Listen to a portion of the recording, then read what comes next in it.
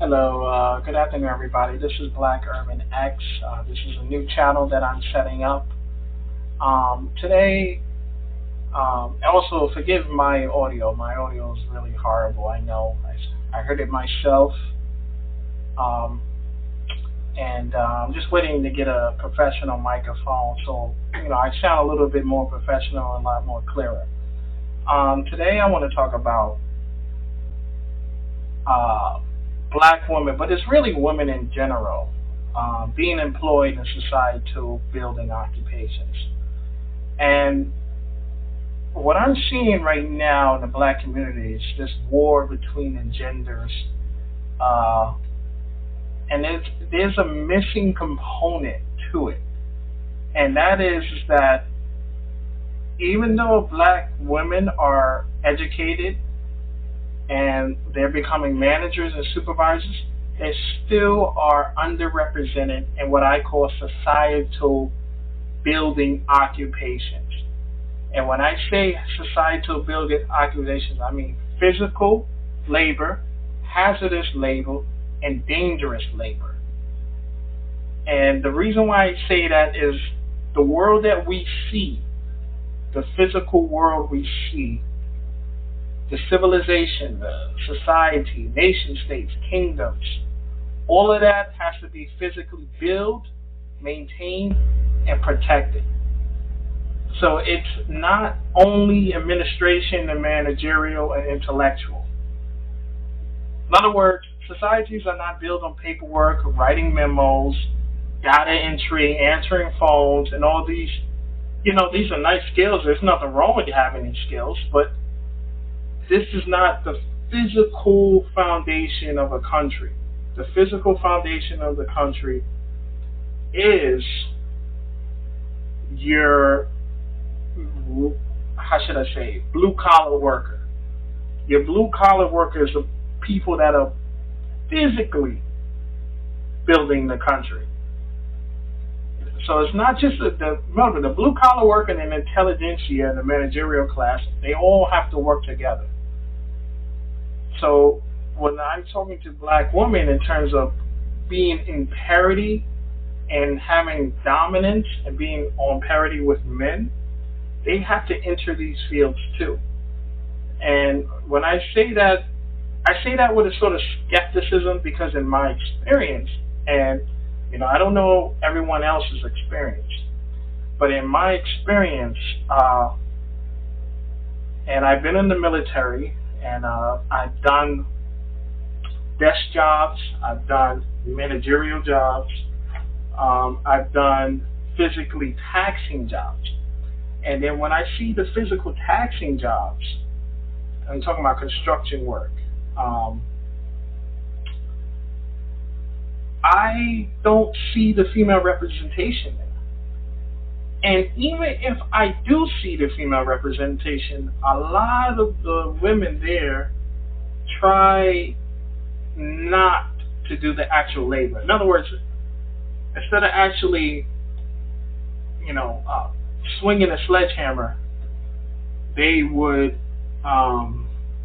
answer the phones or do the more administrative tasks like flagging.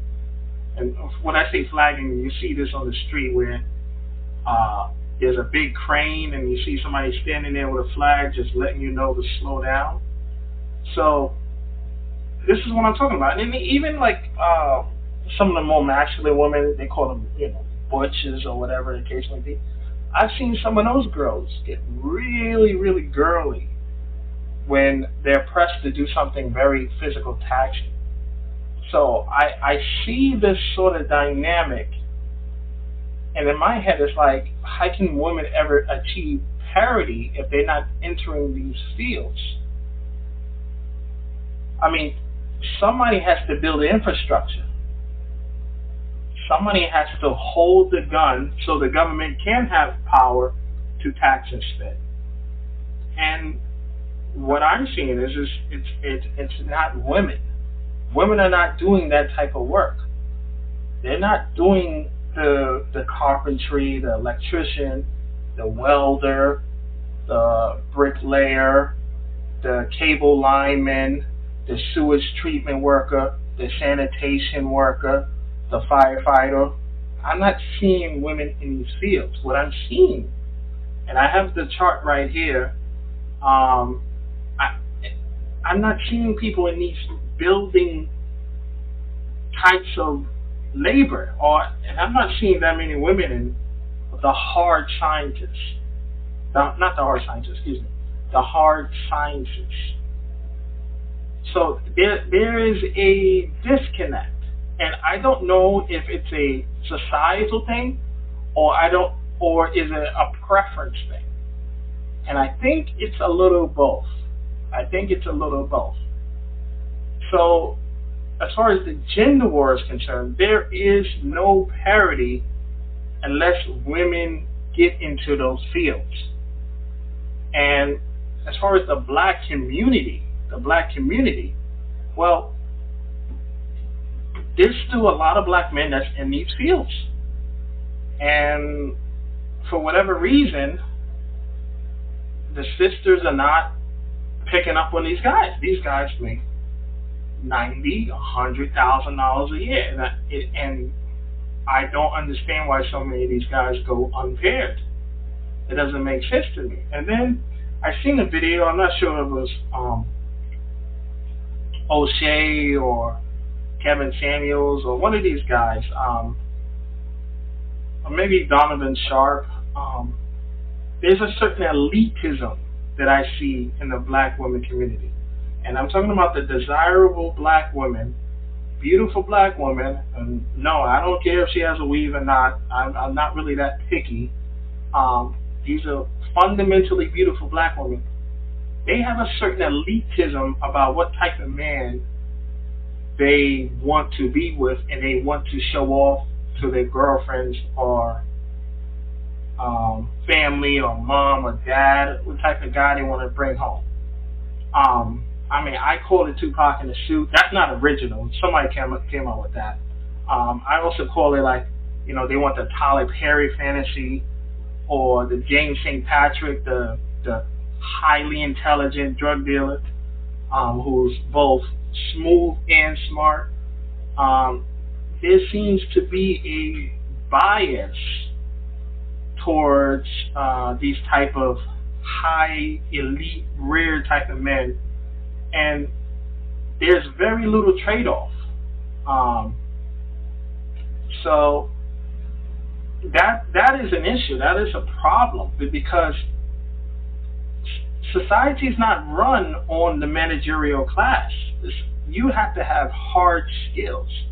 In other words, the government, who is the business partner for a lot of women and men, in order for that government to have power, somebody has to pick up a gun and say, do what the government says, in order for that government to have physical power. Force is physical power. It's not intellectual. The government is not going to sit there and argue with you and say, oh, you do this, you give me your tax money. No, the IRS is not going to do that. They're going to send you letters, and if you don't pay your taxes, they're going to send a man with a gun to put you in federal prison for tax evasion. So the government is it's an instrument of force, and I got that from Stefan Molyneux. But the government is an instrument of force. So where are the women in these fields? The law enforcement field, military. It's just the numbers are not there yet. So I'm not seeing the plumbers. I'm not seeing the electricians. I'm not seeing the garbage men women. You see a lot of women on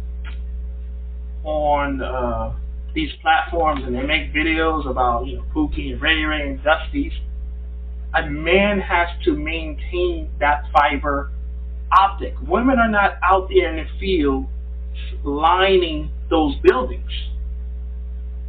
And to me, this is a disconnect on really, how much value a man has. A man has a lot of value, and black men have a lot of value. They just, to me, they just need to stop, making so many babies, and start restraining their own sexuality. Maybe if they restrain their sexuality, our women will restrain their sexuality, and we can have some sort of social cohesion and a social contract as far as with that.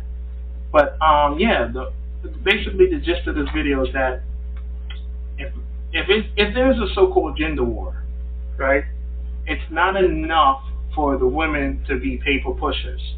It's not enough to have a PhD and be an intellectual, or to be a teacher or a nurse. You have to enter fields that require physically taxing labor, and you have to enter fields that requires you to make nasty decisions, life and death decisions, and labor that is dangerous, that can kill you. So if there's a so-called gender war between men and women, if there were a parity, women would have to enter those fields, and that will include black women too. So that is all for today, and I'm going to close out. Thank you for listening.